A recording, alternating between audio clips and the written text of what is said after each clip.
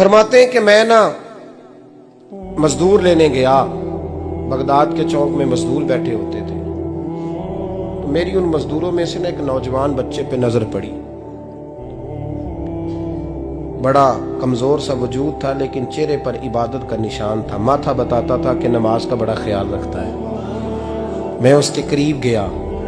चेहरे भी बड़ा कुछ बताते हैं ना, चेहरों में भी बड़ी रानाई होती है। फरमाते हैं मैं करीब गया, मैंने उसको कहा बेटे मजदूरी करोगे? तो कहने लगा मजदूरों में बैठा हूं तो हुजूर मजदूरी के लिए ही तो बैठा हूं। तो मैंने कहा कि चलो फिर। कहने लगा नहीं, मेरी कुछ शर्तें। मैंने कहा बताओ? कहने लगा पहली शर्त यह है कि लोग 4 दिनार दिहाड़ी लेते हैं, मैं 3 दिनार लूंगा। मैंने कहा यार बे तो बड़ी बेहतरीन है, बाकी भी इस तरह की रख ले। उसने कहा हुजूर दूसरी शर्त यह है कि मैं आपकी मुकम्मल बात मानूंगा, लेकिन जब अजान हो जाएगी फिर आपकी नहीं सुनूंगा। तीसरी बात उसने ये की कि हुजूर मैं आपके घर में काम करूंगा पर आपके किसी सवाल का जवाब नहीं दूंगा। कहते मैंने कहा यार तू बड़ा अजीब है, शर्तें तो मालिकों की होती हैं। कहने लगा जी बहरहाल मैं शर्तें लगा के जाता हूँ। फरमाते मैं उसे घर ले आया, काम मैंने उसको बताया, तो जो काम मजदूर सारे दिन में करता है ना उसने 2 घंटे में ही कर दिया। हमारे मजदूर सिगरेट पीने में भी तो आधा घंटा लगाते हैं, वो चाय पीने जाएं तो पौना घंटा वहां। उनको भी तो दयानतदारी करनी चाहिए कि नहीं करनी चाहिए? ने मुआहदा किया है ना जी, तो पूरा उतरना चाहिए ना। कहते 2 घंटे में। अब काम जब बंदा शुरू कराता है तो काम और निकल आता है। कहते काम मैंने उसको और बता दिया, वो करने लगा। उसने मिट्टी निकाल के रखी थी बाहर रास्ते में, तो अजान हो गई जोर की। उसने वहीं कुदाल छोड़ी कही और चलने लगा। तो मेरा बेटा कहने लगा इसको जरा बराबर कर दो। कहने लगे चुप कर जा, तेरे बाप से बात हुई थी, जब अजान होती है तो मैं किसी और की नहीं सुनता, सिर्फ अल्लाह रसूल की सुनता हूँ। कहते हो मस्जिद चला गया, नमाज पढ़ के आया तो दोपहर का वक्त था। मेरी बीबी कहने लगी इसको को खाना खा ले। कहते हमने कहा खाना खा लो, तो कहने लगा मैंने रोजा रखा हुआ, रमजान भी नहीं था, नफली रोजा रखा हुआ। फरमाते हैं शाम हुई, मैंने 3 दिनार दिए, तो मैंने कहा तेरा नाम क्या है? कहने लगा मैंने आपसे कहा था मैं किसी सवाल का जवाब नहीं दूंगा। कहते वो चला गया। अगले दिन मैं फिर लेने गया उसे, काम कुछ और निकल आए, तो लोगों ने बताया वो सिर्फ हफ्ते वाले दिन आता है। मैंने कहा क्यों? कहने लगे जी वो कहता है मेरा हफ्ते का खर्चा 3 दिनार है, जब 3 दिनार कमा लेता हूं तो बाकी सारा टाइम अल्लाह रसूल की जिक्र में गुजार दिया करता हूं। फरमाते हैं जी अगले हफ्ते मैं फिर लेने गया, मैंने पूरा हफ्ता इंतजार किया कि काम उसी से कराना है। मैं जब गया तो मैंने कहा चलो। कहने लगा मेरी शर्तें याद है ना? और मैंने कहा याद है भाई, साथ चल। फरमाते हैं काम कराया, 2-3 हफ्ते वो आता रहा। एक हफ्ते में गया तो लोगों ने कहा हुजूर आज नहीं आया। क्यों? कहने लगे बीमार हो गए।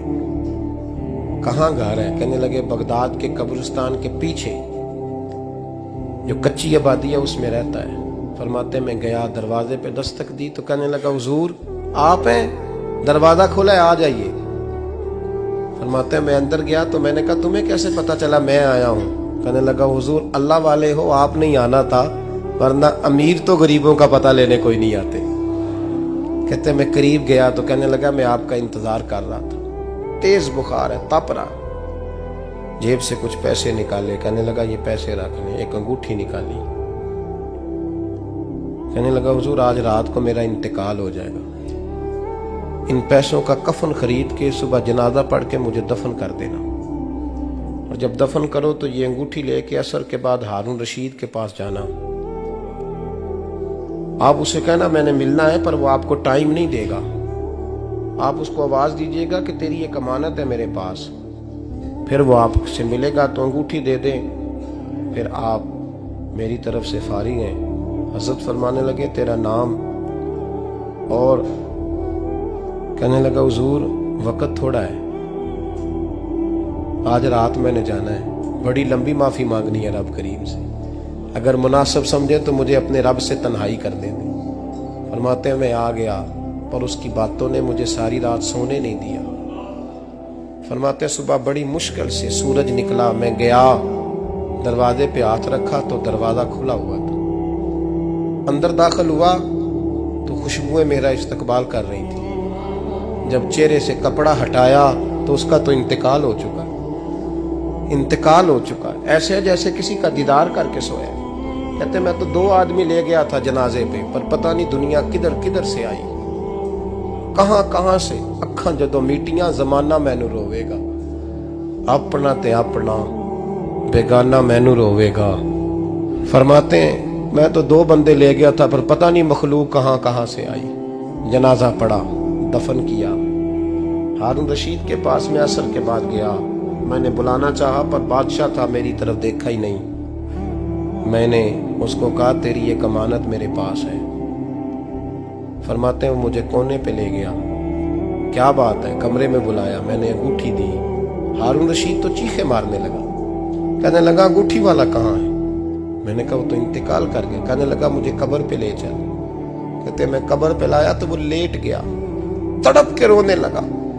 मैंने कहा मेरा कलेजा फट जाएगा, ना उसने कुछ बताया ना तूने बताया, ये कौन था? तो हारून रशीद कहने लगा ये मेरा बेटा था। मैंने कहा तेरा बेटा और मजदूर? कहने लगा हुजूर ये हजरत दाऊद ताई के पास बैठा करता था, उनका मुरीद था, मुझे रोज कहता था अब्बा तूने बड़ी दुनिया इकट्ठी कर ली है, मरते वक्त तुझसे टांगे समेटी नहीं जाएंगी, इतना हिसाब नहीं तू दे सकेगा। मैं इसको समझा देता, इसकी अम्मा समझा देती। ये रोज हमें कहता छोड़ दो, आ जाओ अल्लाह रसूल की बारगाह में झुक जाएं।